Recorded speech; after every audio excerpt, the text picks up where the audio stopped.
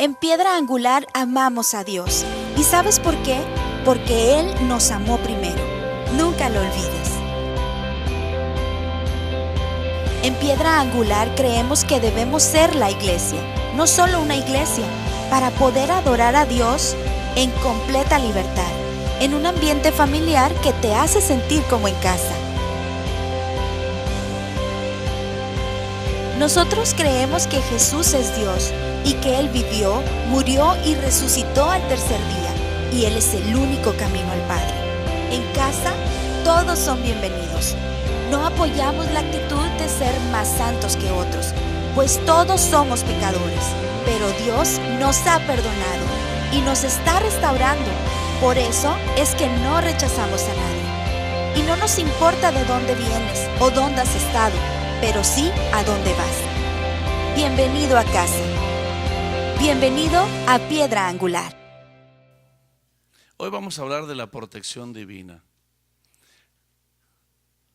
Yo me recuerdo cuando estaba pequeño,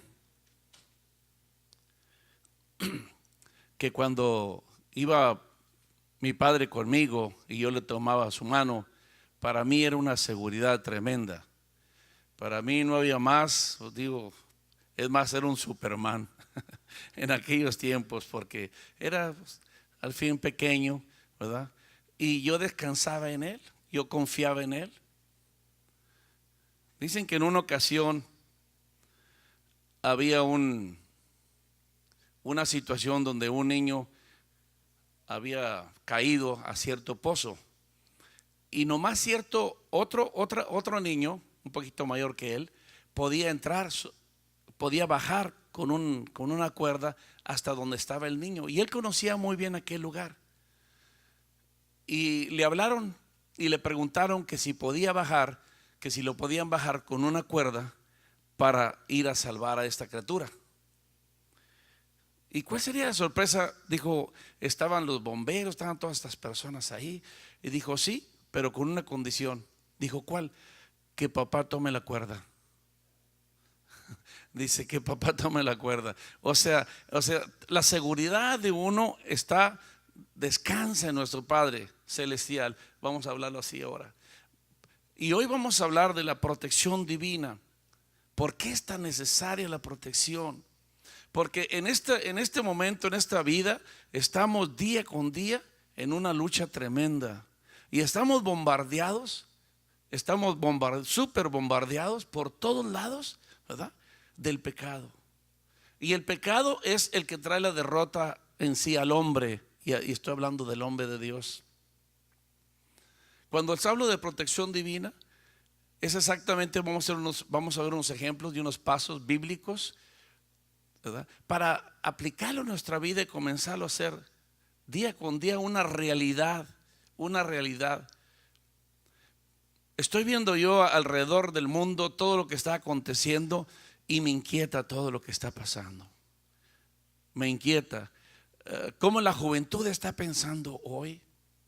Todavía cuando uno era joven, cuando uno era pequeño, ¿verdad? No había estas pláticas, estas situaciones, estos hechos de esta juventud.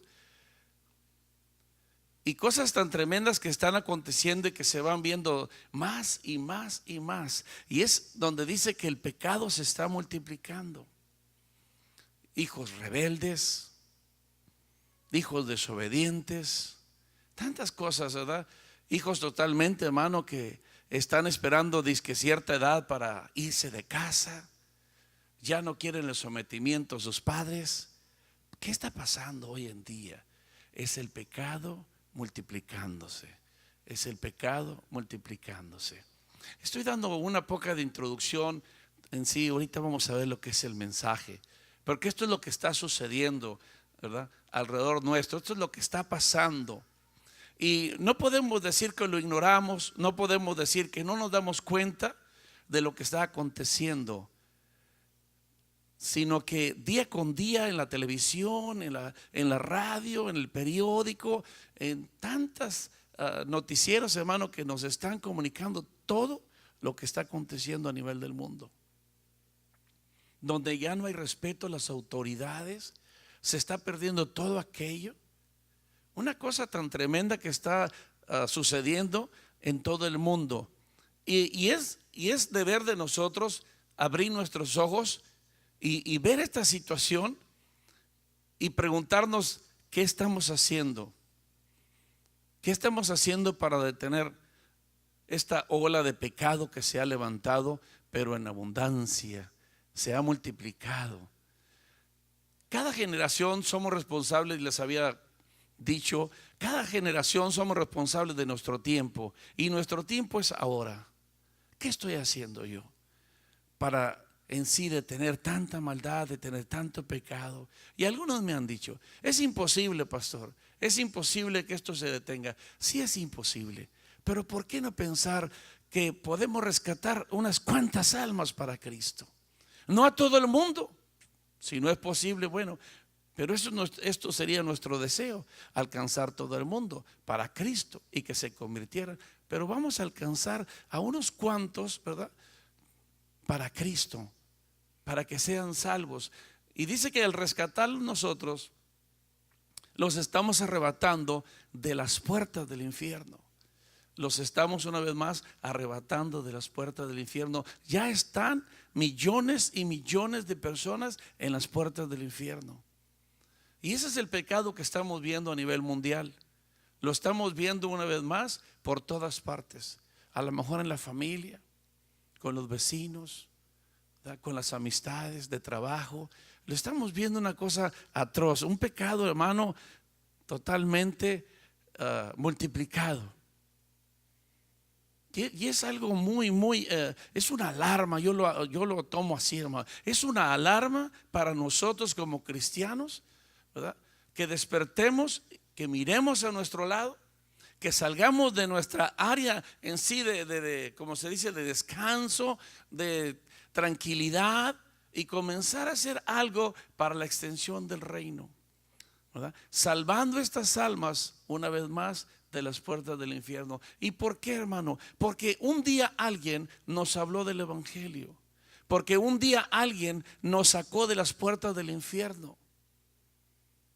Y ahora a nosotros nos toca igual ser misericordiosos con aquellos que están en las puertas del infierno, porque nosotros sabemos exactamente que están en las puertas del infierno. ¿Y qué tanto tiempo irían a pasar en el infierno?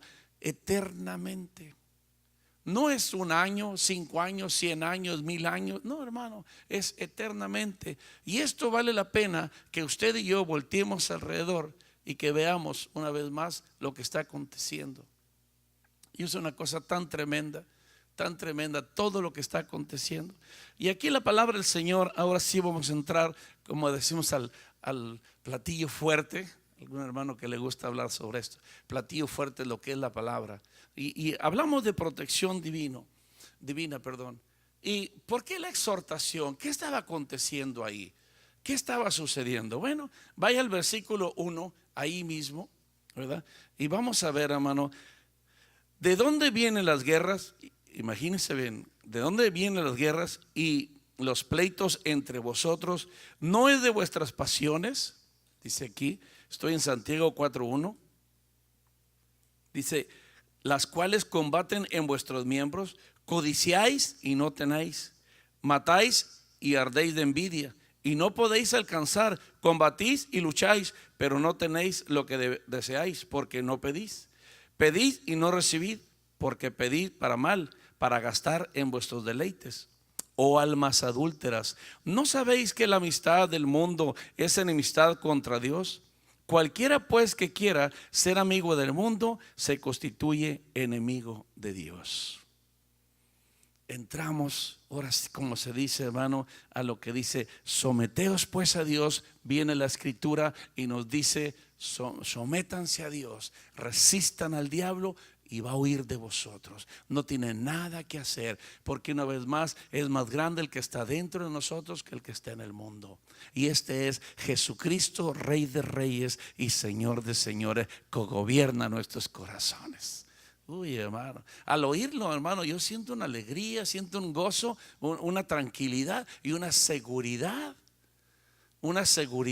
¿verdad? De que el Señor está con nosotros y que me dice, no temas, no desmayes, yo estoy contigo hasta el fin del mundo. Pero aquí dice, hay bastantes pleitos entre vosotros, hay dificultades, hay divisiones, hay envidias, hay tantas cosas, ¿verdad? Que esta es la obra de la carne.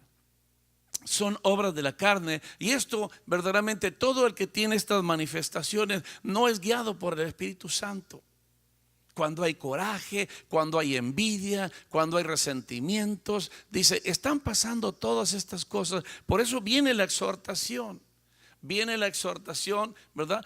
A este pueblo, lo que Dios demanda de nosotros. Sométanse pues a Dios. Me deja mucho cuando Moisés sube al monte para recibir los mandamientos de parte del Señor, y allá está 40 días y 40 noches. Al descender, hermano, después de estar en la presencia del Señor, siempre el pueblo le decía, tápate el rostro, no podemos verte.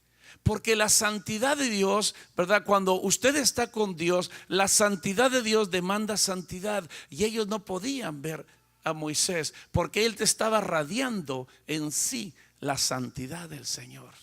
Así cuando usted y yo, ¿verdad?, decimos que nos vamos a someter al Señor, es cuando en sí, hermano, vamos y nos llenamos de su presencia y comenzamos a radiar ya no mi yo personal, sino empezamos a radiar la presencia misma del Señor. Y la palabra del Señor nos llama que somos embajadores en el nombre de Cristo. Imagínese, hermano, qué gran responsabilidad tenemos cada uno de nosotros.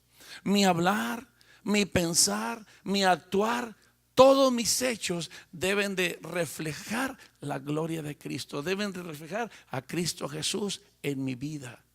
Esto es lo que está hablando aquí. Dice, pero hay entre ustedes esto. Dice, y piden mal para sus deleites, placeres, y por eso no están recibiendo. La bendición que Dios da no añade tristeza. La bendición que Dios da, una vez más, no añade tristeza. La bendición que Dios te da sobrepasa todo entendimiento, que no lo vas a entender. Y dice, hermano, que Él abre las ventanas de los cielos y derrama bendición, y derrama bendición, y derrama bendición hasta que sobreabunde en vuestras sementeras. El Señor, hermano, en sí es bueno, y Él permanece fiel a cada una de sus promesas. Él no quiere que usted y yo en sí caminemos en fracaso, sino de victoria en victoria, de gloria en gloria, hasta llegar a Sión. Eso es lo que Dios pide de cada uno de nosotros, y es lo que quiere, papá. Por eso dice, yo quiero protegerte. La protección divina quiero que esté sobre ti. Quiero que esté sobre ti. Mira, hermano, en Segunda de Crónicas, capítulo 15, el Señor va y les advierte, hermano, ahí a este pueblo. Vaya conmigo en Segunda de Crónicas 15, y vamos a estar leyendo del 1 al 4.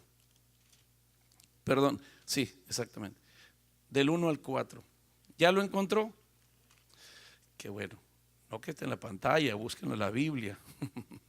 Amén.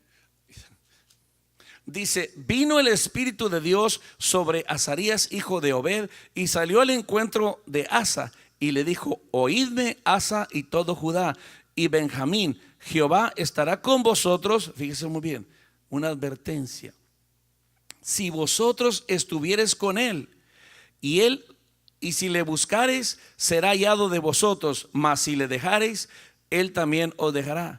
Muchos días ha estado Israel sin verdadero Dios y sin sacerdote que enseñara y sin ley. Pero cuando en su tribulación se convirtieron a Jehová, Dios de Israel, y le buscaron, él fue hallado de ellos. Dios mira nuestro caminar. Dios está viendo nuestro levantar, nuestro caminar y nuestro acostar. Dios sabe cómo estamos pensando en este momento. Dios sabe exactamente cuál es nuestro propósito para el día de mañana. Dios sabe aún los pensamientos más profundos de nuestro ser. Pero el Señor manda a este profeta y le dice, ve y adviértele a este rey de Judá, y también estaba la tribu de Benjamín, ¿verdad? Y adviérteles exactamente estas situaciones. Cuando ellos me necesitaron, ellos clamaron a mí y yo les escuché y les bendije grandemente. ¿Por qué ahora no hay quien ministre mi palabra entre ellos? ¿Por qué ahora se han apartado de mi camino? Fíjese la importancia que es. El Señor está viendo en usted y en mí cuando venimos al culto, cuando venimos al discipulado o escuchamos palabra de Dios. Y la palabra del Señor nos enseña que no seamos tan solamente oidores, sino hacedores de la palabra. Quiere decir que cuando yo vengo y escucho la palabra de Dios, hermano, al salir de aquí del templo, tengo que ser un hacedor de la palabra. No volver a mi rutina antigua, no volver a mis viejas costumbres que yo antes tenía y comenzar a practicarlas. Esto es cuando usted entra por un oído la palabra y le sale por la otra.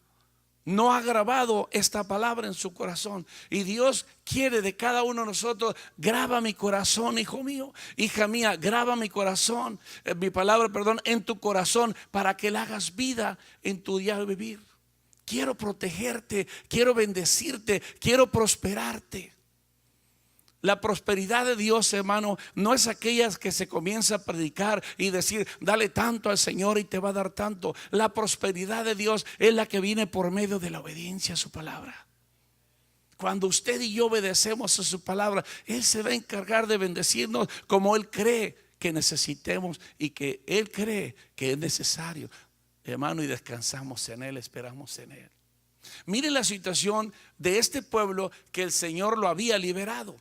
Nos vamos a regresar al capítulo 14, ahí mismo del 9 al 11. Mire lo que estaba sucediendo poquito antes de la advertencia. Antes, fíjese, esto sucedió antes de la advertencia que el profeta fue y le dijo al rey. Y mire lo que estaba sucediendo. Y salió contra ellos Sera, etíope, con un ejército de 1,000,000 de hombres. Imagínese usted, 1,000,000 de hombres de un ejército. Y 300 carros, y vino hasta Maresa. Entonces salió Asa contra él y ordenaron la batalla en el valle de Zafata junto a Maresa. Y clamó Asa a Jehová su Dios y dijo: oh Jehová, para ti no hay diferencia alguna en dar ayuda al poderoso o al que no tiene fuerzas. Ayúdanos, oh Jehová Dios nuestro, porque en ti nos apoyamos y en tu nombre venimos contra este ejército. Oh Jehová, tú eres nuestro Dios, no prevalezca contra ti el hombre. Imagínese usted, hermano, este rey había clamado a Dios y Dios lo había escuchado y le había contestado. Y dice, hermano, fíjese muy bien, que venía en contra de él nomás 1,000,000 de hombres. Imagínese que venga 1,000,000, ese ejército tan grande, te va a derrotar, te va a ganar. Pero él mismo le dice: Señor, para ti no hay nada imposible. Tú puedes ayudar hasta un ejército grande como un ejército pequeño. Y clama a él. Y clama a él. Estaba un poco antes de la advertencia que el Señor va y les dice: no hay palabra en ustedes. En su diario vivir no hay palabra. Se han olvidado. El sacerdote no está ministrando mi palabra. No está haciendo para lo cual yo lo he llamado. Ya se les había olvidado. Un poco de tiempo antes estaba en una situación difícil. Por eso dice el Señor: han clamado a mí en su tribulación y yo los he liberado. Aleluya. Pero este pueblo, hermano, se olvida inmediatamente de lo que el Señor hizo por ellos y de lo que el Señor demanda de cada uno de nosotros, los redimidos, de cada uno de nosotros en sí, los que somos sus hijos. Él demanda en sí, hermano, obediencia a su santa y bendita palabra. Y Él no quiere que cambiemos absolutamente nada de su voluntad, sino, hermano, que la hagamos como está escrito. Esto es lo que nos está hablando. Cuando usted y yo, hermano, obedecemos a Dios, cuando usted y yo en sí, hermano, ponemos por obra todo lo que el Señor nos ha mandado. Mire lo que sucede en el versículo 11, ahí más adelantito, del 11 al 13. Dice, hermano, el 12, perdón. Y Jehová deshizo a los ejércitos delante de Asa y delante de Judá, y huyeron los etíopes. Y Asa y el pueblo con él los persiguieron hasta Gerar, y cayeron los etíopes hasta no quedar de ellos aliento, porque fueron deshechos delante de Jehová y de su ejército, y les tomaron muy grande botín. Imagínense, hermano, 1,000,000 venía en contra del pueblo de Dios, pero clamaron al Señor y el Señor los liberó y deshizo aquel millón de soldados que venían en contra del rey Asa. O sea, totalmente los derrota, los deshizo, imagínense, delante de él y delante de su ejército. ¿Y cuántas veces hemos visto, hermano, cosas adversas en nuestra vida que decimos, de esta no voy a salir, y viene el Señor y te dice, sí vas a salir porque yo estoy contigo? Sí vas a salir porque estás confiando en mí. Sí vas a salir porque yo conozco tu corazón. ¿Quieres servirme verdaderamente? Y yo permanezco fiel a mi palabra y vas a ver mi poder. Hermano, lo hemos visto.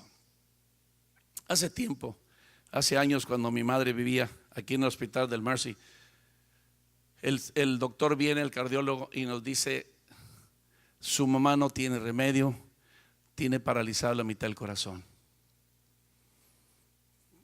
Pues para mí fue un golpe muy grande. Empecé a llorar. Dije, pero ¿cómo puede ser posible? Y me fui a un rinconcito donde nadie me viera y estuve llorando. Y así escuché la voz de Dios y que me dice, ¿por qué lloras? Señor, mamá se va a morir. Dice, ¿no has orado por otros y yo los he sanado? Sí, le dije, yo sé. ¿Y no podré hacer lo mismo con tu madre? Imagínese usted. Dije, sí, Señor. Me sacudo el polvo, hermano, y a mi madre le iban a llevar a cuidados intensivos. Y le digo, ¿me permite nomás 5 minutos? Voy a orar por mi madre. Sí. Y empecé a orar con ella. No les voy a contar todo, que es muy larga la historia. Nos fuimos, mi hermano y yo, siguiendo la ambulancia hasta San Antonio con un especialista. Llegando a San Antonio, examina a la mamá. El doctor le dice, señora, usted no tiene nada, váyase a cenar. Esto es lo que hace Dios, hermano. Esto es lo que hace Dios cuando nosotros le creemos. Dijo, usted no tiene absolutamente nada, váyase. Y le dice, váyase a cenar porque sé que viene sin cenar. Dios conoce el corazón de cada uno de nosotros. Dios sabe, hermano, gloria a Dios, cuál es la intención de nosotros. Si usted y yo queremos obedecerle a Dios, obedecer su palabra, el Señor nos va a bendecir y grandemente. Yo no tengo por qué andar detrás de las bendiciones. Las bendiciones van detrás de mí, hermano, y me van persiguiendo. En el griego eso es lo que quiere decir, os alcanzarán. Quiere decir, hermano, que van persiguiéndome las bendiciones porque yo voy adelante haciendo la voluntad de Dios. Esto era lo que el pueblo Dios le estaba advirtiendo. Espérate, mira lo que vistes de mi mano poderosa, mira todo lo que te he dado. Y aún así, mira, se te está olvidando. Se estaban apartando de hacer la perfecta voluntad de Dios. Lo que sucede, hermano, lo vimos en el versículo 12 y 13. Y vino Jehová y deshizo todo el ejército de los etíopes. No hay nada que te pueda tocar. No hay nada, hermano, cuando realmente clamamos a Dios de corazón y nos sometemos a su perfecta y bendita voluntad. No comprendo, Señor, muchas situaciones de tu palabra no las comprendo, pero voy a obedecerte por fe. Voy a obedecer porque tú así lo demandas en tu santa y bendita palabra. Aleluya. La escritura, cuando empezamos, decía, someteos pues a Dios, resistid al diablo y huirá de vosotros. Y es importante hoy hablar, ¿quién es aquel que se somete a Dios? ¿Quién es aquel el que se somete a Dios? El humilde. Mire en Santiago 4:10 lo que nos habla, hermano. Humillaos delante del Señor y Él os exaltará. Dice, humíllate delante del Señor. El Señor es omnipresente, omnisciente y omnipotente. El Señor, hermano, está en todas partes y tengo que humillarme delante del Señor. ¿Dónde? En mi casa, en el templo, en mi trabajo, en la calle, donde quiera que esté. Yo tengo que humillarme delante del Señor. Soy su hijo, soy su siervo, hermano, y reconozco que sin Él nada puedo hacer. Esa es una persona que se humilla delante del Señor. El diablo te exalta primero y después te humilla. Te hace creer que eres tú, tu inteligencia, tu poder, tu astucia, a lo mejor tu profesión, te hace creer que eres tú y después te humilla. Pero Dios te humilla para exaltarte. Dice el que espera en Él. El Salmo 32, versículo 10. Vaya conmigo ahí en su Biblia. Salmo 32, versículo 10. Vamos a ver qué es lo que nos dice. Los que esperan en Él. Dice: muchos dolores habrá para el impío, mas el que espera en Jehová le rodea la misericordia. Aleluya. Me deja a mí mucho la historia de José, hijo de Jacob, hermano. José lo vendieron sus medios hermanos, imagínense, como esclavo. José, hermano, cae allá en un pueblo extraño, totalmente fuera de sus costumbres, pero no se contamina. Él estaba esperando en el Señor. A José le levantan un falso, ¿verdad? La esposa de Potifar, y va a dar a la cárcel. Y José no se desespera. José estaba esperando en el Señor. José estaba esperando en el Señor. Y después vienen grandes tribulaciones a su vida, pero jamás lo vimos que él se desesperó, sino esperó en el Señor. Hermano, ¿cuál sería en sí el tiempo de Dios? Que Dios lo exalta y lo pone segundo de Faraón. Espera en Jehová. Él te va a exaltar a su tiempo. No te desesperes. Es al tiempo de Dios cuando Él te exalta. Lo que tenemos que estar haciendo nosotros es esperando en Él y no desesperarnos. Como dice el Salmo 42: ¿por qué te abates, oh alma mía, y te turbas dentro de mí? Espera en Jehová. Espera en Él. Él lo dijo, Él lo hará. Él permanece fiel a todas sus promesas.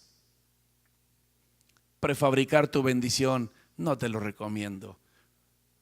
Se desvanece esa bendición. Hubo un hombre que trabajó bastante. Hubo un hombre, hermano, que engrandeció sus bodegas, y cuando vio todo lleno sus bodegas, dijo: ahora sí, alma mía, dale rienda suelta, ¿verdad?, a la carne.